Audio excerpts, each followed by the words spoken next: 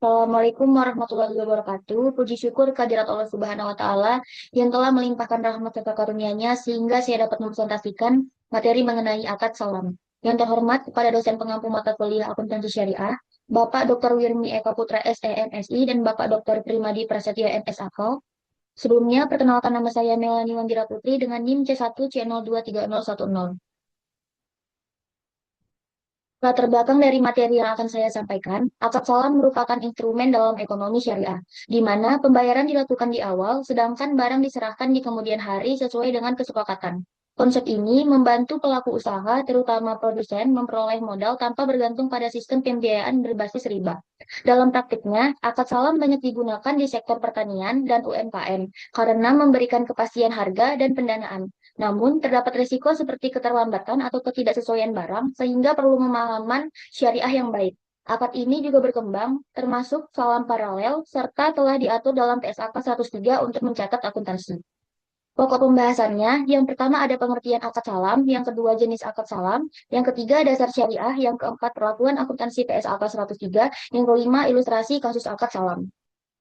Selanjutnya pengertian akad salam. Akad salam adalah transaksi jual beli dalam Islam dengan pembayaran di awal dan penyerahan barang di kemudian hari. Meskipun barang belum tersedia, seluruh spesifikasi harus jelas sejak awal agar terhindar dari gahar.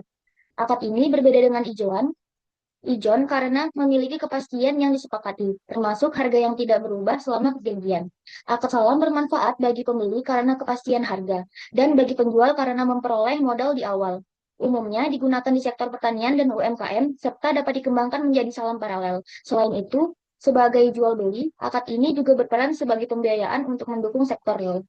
Selanjutnya jenis akad salam. Yang pertama ada salam adalah transaksi jual beli dalam Islam di mana barang belum tersedia saat akad dilakukan. Namun, pembeli melakukan pembayaran secara penuh di awal dan barang diserahkan di kemudian hari sesuai dengan waktu yang disepakati. Meskipun barang belum ada, seluruh spesifikasi seperti jenis, kualitas, jumlah, harga, serta waktu dan tempat penyerahan harus ditentukan secara jelas sejak awal agar tidak menimbulkan ketidakpastian, gahar, dan tetap sesuai dengan prinsip syariah. Yang kedua, salam paralel merupakan pengembangan dari akad salam yang melibatkan pihak ketiga atau pemasok melalui dua transaksi, yaitu antara pembeli dengan penjual, serta penjual dengan pemasok. Dalam pelaksanaannya, kedua akad tersebut harus dibuat secara terpisah dan tidak saling tergantung satu sama lain, agar tidak melanggar ketentuan syariah.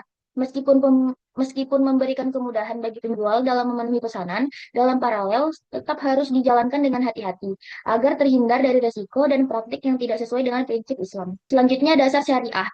Sumber hukum akad salam. Yang pertama itu ada Al-Quran. Di sini Quran Surah Al-Baqarah ayat 282 menjelaskan, hai orang-orang yang beriman, apabila kamu bermuamalah tidak secara tunai untuk waktu yang ditentukan, hendaknya kamu menuliskannya dengan benar. Ayat ini menjadi dasar bahwa transaksi tidak tunai seperti salam harus dilakukan secara jelas, tertulis, dan transparan.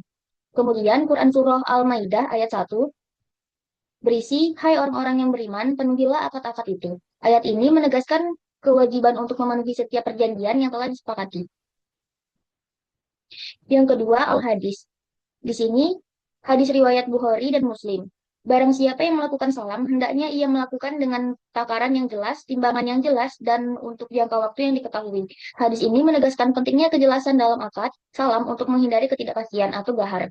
Kemudian hadis riwayat Ibnu Majah berisi tiga hal yang di dalamnya terdapat keberkahan, yaitu jual beli secara tangguh, maradoh atau mudarobah, dan mencampur gandum dengan tepung untuk keperluan rumah, bukan untuk dijual.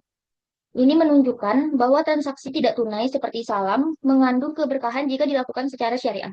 Yang B, rukun dan ketentuan akad salam. Yang pertama, pelaku terdiri atas penjual atau muslam ilahi dan pembeli atau al-muslam. Pelaku adalah cakap hukum dan balik sehingga mampu memahami dan bertanggung jawab atas akad yang dilakukan. Yang kedua, objek akad berupa barang yang akan diserahkan atau muslam fih dan modal salam atau rasu ma'al. Barang menjadi tanggung penjual sedangkan modal dibayarkan oleh pembeli di awal. Ketentuan syariah yang terkait dengan modal salam yaitu yang pertama modal salam harus diketahui secara jelas jenis dan jumlahnya agar tidak menimbulkan ketidakpastian. Yang kedua, modal salam umumnya berbentuk uang tunai. Terdapat perbedaan pendapat ulama terkait pembayaran dengan aset, namun sebagian membolehkannya. Yang ketiga, modal salam harus diserahkan pada saat akad berlangsung, tidak boleh berupa utang atau pelunasan piutang untuk menghindari praktik riba. B. Ketentuan syariah barang salam, yaitu yang pertama barang harus jelas spesifikasinya, yaitu jenis, kualitas, ukuran, dan lain-lain, agar tidak terjadinya gahar. Yang kedua, barang harus dapat dikuantifikasi atau ditakar, ditimbang, atau dihitung. Yang ketiga, waktu penyerahan harus jelas, atau tanggal atau periode tertentu. Yang keempat, barang tidak harus ada saat akad, tapi harus tersedia saat penyerahan. Yang kelima, jika barang tidak tersedia, akad bisa wasak dan pembeli boleh membatalkan atau menunggu. Yang keenam, jika barang cacat atau tidak sesuai, pembeli memiliki hak hiar atau terima dan tolak. Ketujuh, jika kualitasnya lebih baik, penjual tidak boleh meminta tambahan harga. Yang kedelapan, jika kualitasnya lebih rendah, pembeli boleh menolak atau menerima tanpa minta pengurangan harga. Yang kesembilan, barang boleh dikirim lebih cepat jika disepakati tanpa tambahan harga. Yang kesepuluh, barang tidak boleh dijual sebelum diterima oleh pembeli. Yang kesebelas, penggantian barang tidak boleh jika sesuai dengan spesifikasi atau boleh jika sama kualitasnya. Yang kedua belas, tempat penyerahan sebaiknya disebutkan jika tidak mengikuti kebiasaan. Kemudian di sini ada ijab kabul, yaitu pernyataan dan ekspresi saling ridho antara pihak yang bermakat, yang berakad, yang dapat dilakukan secara lisan, tertulis melalui respondensi maupun menggunakan sarana komunikasi modern. Perlakuan akuntansi PSAK 103. Akuntansi untuk pembeli. Yang pertama ada pengakuan piutang salam, yaitu piutang salam diakui pada saat pembeli menyerahkan atau membayarkan modal usaha salam kepada penjual, kemudian dicatat sebagai piutang salam. Yang kedua, pengukuran modal usaha salam. Jika modal berupa kas, diukur sebagai jumlah kas yang dibayarkan. Jika berupa aset non-kas, diukur sebesar nilai wajar aset tersebut. Apabila nilai wajar lebih rendah daripada nilai tercatat, maka selisihnya menjadi kerugian. Sedangkan apabila nilai wajar lebih tinggi daripada nilai tercatat, maka selisihnya menjadi keuntungan. Yang ketiga, penerimaan barang pesanan.